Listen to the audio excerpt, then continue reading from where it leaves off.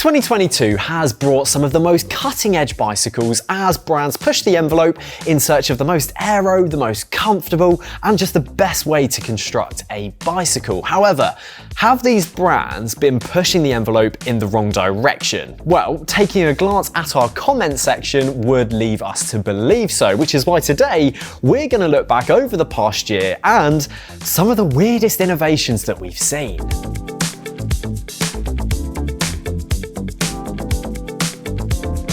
Looking right back to when we ushered in the new year, we also welcomed the newest member of the Cannondale family, the Synapse. This provided the platform for the brand to roll out their brand new integrated light system dubbed SmartSense.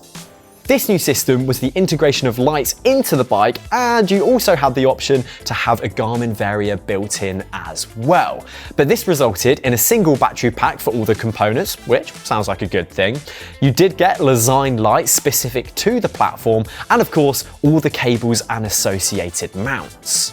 It's no exaggeration to say that our comment section lit up like a Christmas tree when this bike was released, with one very clear sentiment.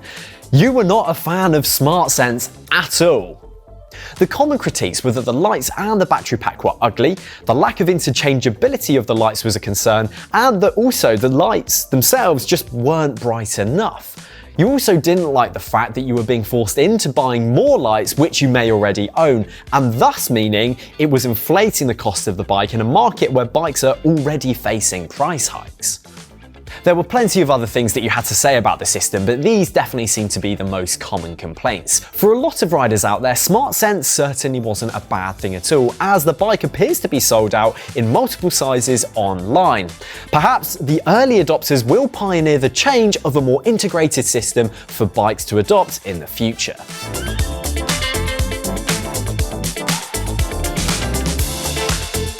As we shook off the cobwebs of winter and entered spring, Specialized released their long-awaited refresh to the Alley Sprint. No longer was the bike purely designed for tight and twisty criteriums or even fixed gear racing, as the geometry was now a carbon copy of the Tarmac SL7. The bike can be found as a frame set or as a full build, a full 105 build costing £2,900 or $3,000. Quite the contrast to the similarly spec'd Cannondale CAD 13, which comes in at £2,300 or $2,325. But it wasn't the price of the bike which had people in uproar, it was the welds at the head tube which really seemed to cause the biggest issue. Specialized were very proud to say that the bottom bracket had now been incorporated into the down tube, meaning that the welds which were found on the outgoing Alley Sprint were no longer there, and this was no doubt a good thing. However, the Alley Sprint couldn't fully shake the obvious welds, and they ended up moving to an arguably more eye-catching spot, and well, our audience was not happy. The reason why they moved was down to the latest head tube design, which was created to improve the aero credentials. Specialized also claimed that by moving the welds back, they were able to remove excess material and thus created a more uniform finish across the manufacturing process. While I don't think the welds are the biggest sin on this list, I'm sure many of you would disagree. However, with a pattern paint job, the welds very quickly disappear and become virtually invisible. It's also worth remembering that when the first Alley Sprint launched, people slammed the welds on that too, but the bike still went on to become incredibly popular, with amateur racers wanting something a little less high risk to throw around a criterium, saving their Sunday best from a potential crash. I'm also happy to see high-end aluminium bikes are still being worked on, because for those not wanting to adopt carbon, it's nice that they've still got a premium option.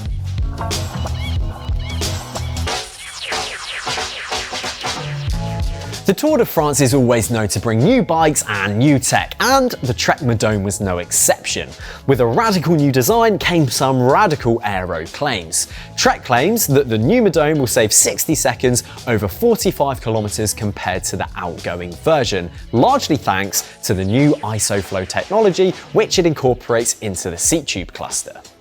The reaction wasn't too bad to this new technology. If anything, there was more intrigue around it and questions of, does it do anything other than just inflate the price? Well, it did perform on the latter, as the cheapest Madone with the IsoFlow feature comes in at £7,600, or nearly $8,000 for a 105 Di2 spec version. However, this does go stratospheric. If you wanted a SmartWeld ETAP version, well, that would set you back £14,500 or nearly $13,200.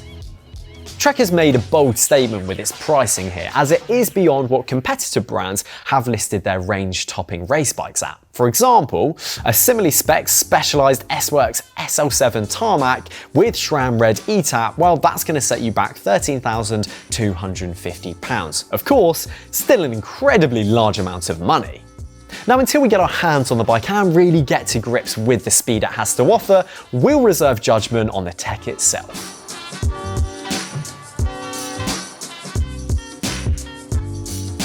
The only brand to appear twice on this list is Specialized. Maybe that's because both innovations came from the same man, Chris DeLucio.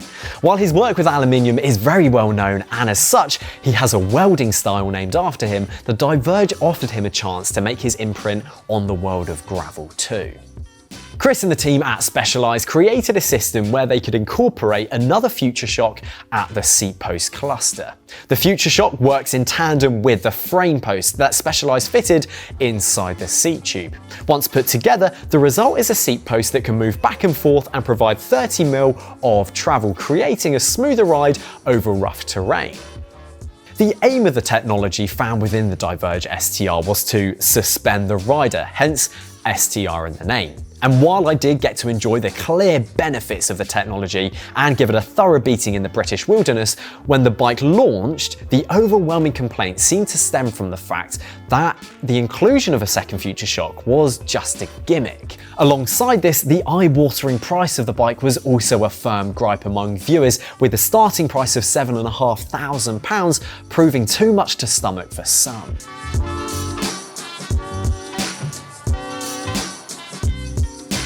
Last on this list, and most recently released, is the Bianchi Oltre RC, the flagship aero offering from the Italian brand. The bike plays the same role as the Madone does for Trek.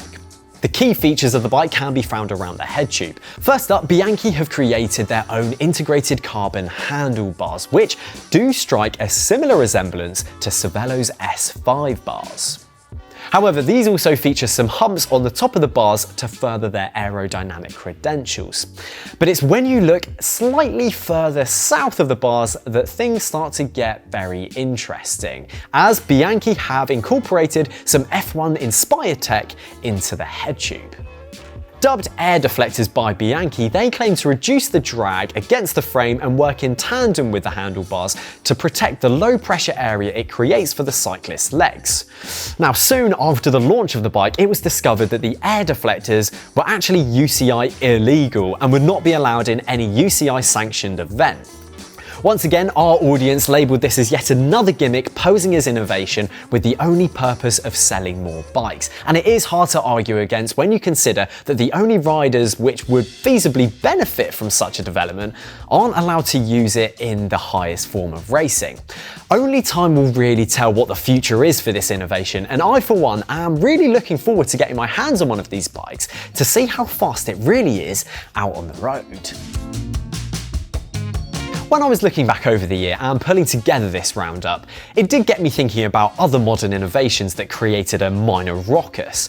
The first ones that sprung to mind were the Canyon Grail double-decker bars, designed to increase comfort and reduce vibrations. There was also the 3T Strada 1x road bike, which was made with the aim of putting an end to the front derailleur, but sadly 3T had to concede and create a bike with a brace-on front neck mounts. And lastly, Cannondale created the full suspension topstone, which included the Kingpin technology to allow a small amount of flex in the rear of the bike.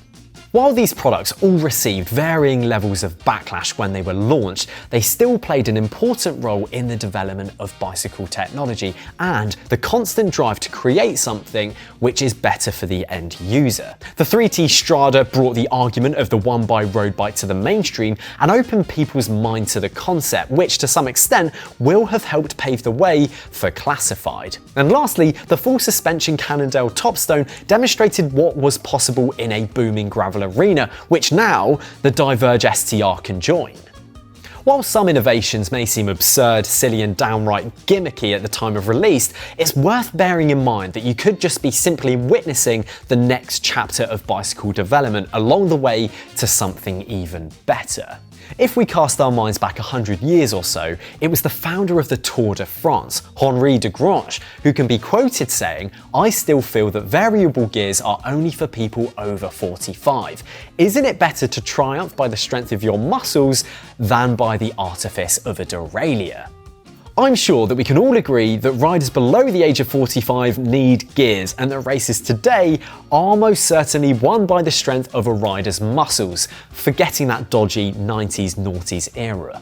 Of course, we may all scoff at the new developments we see in the cycling industry, similarly to how penny farthing riders scoffed at the newfangled safety bicycle or the compact frame design created by Mike Burrows. But innovation, development, creativity and change are not just necessary, but also inevitable. In 25 years' time, I'm sure the retro grouches won't be complaining about disc brakes, electronic gears and tubeless tech, but instead the innovations of tomorrow. While consumer criticism is good and it drives the manufacturers to better serve the market, I believe being open-minded and looking at that bigger picture is important when you consider that development is a never-ending process, as the needs of the consumer and the arena in which we operate in is always changing. Do let me know what your thoughts are on this down in the comments below, and which innovation you think has been the weirdest one this year. If you enjoyed this video, then please do drop it a like, subscribe to the channel for more content, and I'll see you again very soon.